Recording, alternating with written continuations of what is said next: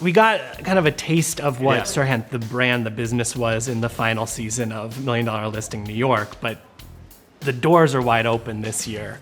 When people look back in 10 years, they're gonna say that today was the start of the greatest real estate boom in the history of New York City. Just you wait. What was something you were really excited to get to showcase that you never got to share with the Bravo audience? I think anyone who's been watching me since $1 Million Listing started in 2012, so I mean it's almost 12 years now. I think the ability to see me go from mid-20s realtor, dating, trying to figure out how to make an income and pay my rent, to now being a CEO, managing a staff of 150 people, managing 600 agents, dealing with everything. And if you can't sell, you can't be here.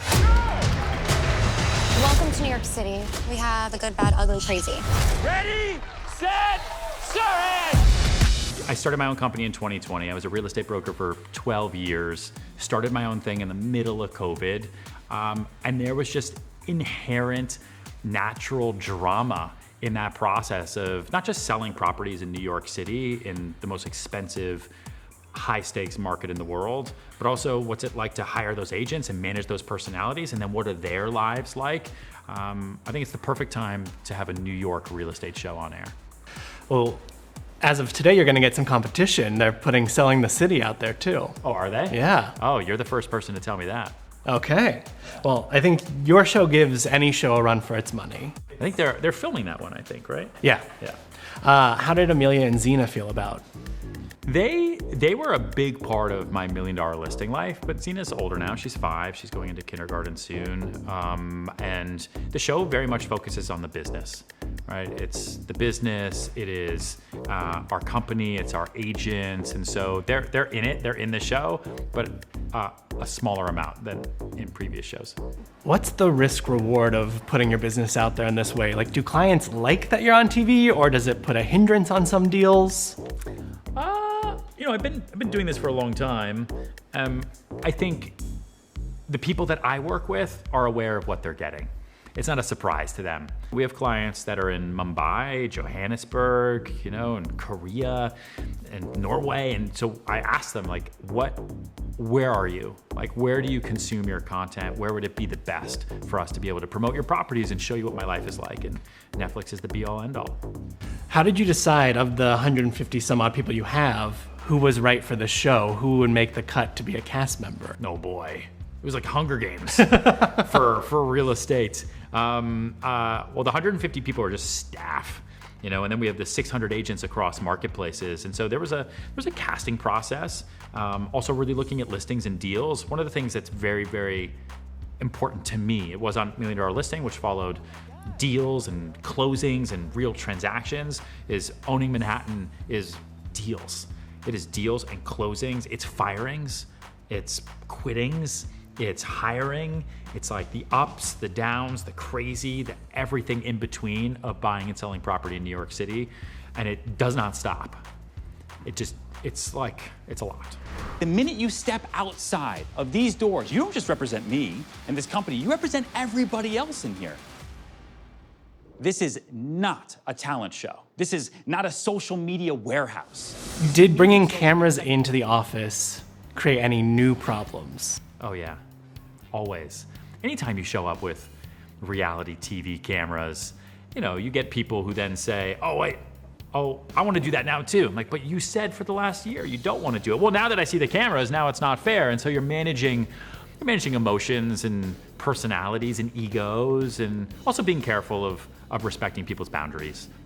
This is like, we're not just sticking cameras in people's faces without their permission. Yeah, I think everyone who's on the show wants to be there. Yeah, you think so? Yeah, from watching it. Did any of them change once the camera was around, that you went, oh, that's not how I thought you would operate? Yeah, almost all of them. I'd say, like, Jade, really seeing how she operates in life was really eye-opening for me. Seeing Chloe, took me by surprise. Jonathan, Jonathan's a tricky one for me. He also took me by surprise. Here's the deal. I think you're gonna have a huge career. it's just not gonna be here. I don't think me and Ryan will stay cordial or friends after this. Where do you stand with Jonathan after firing him? I haven't spoken to Jonathan. Would you do a deal with him if he had a property that your client was interested in? Yeah, I think if you, I mean, when I let him go, I mean, we shot it all in real time. Like real time, he ripped his microphone off, you know, stormed out, and haven't really spoken to him since. He came to our premiere party in the city, but I don't burn bridges, you know? If he has a buyer for one of our listings or we have a buyer for one of his listings, I'd love to do a deal, and you never know what the future can hold. Did anybody sell Central Park Tower? I'll keep you posted. Okay, so maybe. Maybe. An escrow, maybe? No, not yet. But lots of activity there. We called you here for this penthouse. We think you can sell this, but Me too. what do you think about the rest of the building? What do you mean?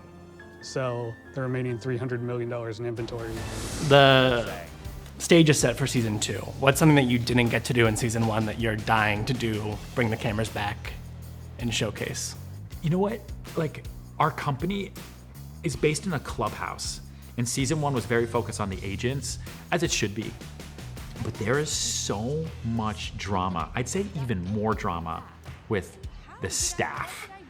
Like, there's a reason people love the show The Office. Yeah. You know, there's a reason people love Suits. Like, there's a reason when you take all of the drama of real estate and then you have the employees, there's stuff that I really wanted to do that we just didn't have time for, that I'd love to like once you meet our president that we finally hired, or our CFO, and you know, these people they're a lot.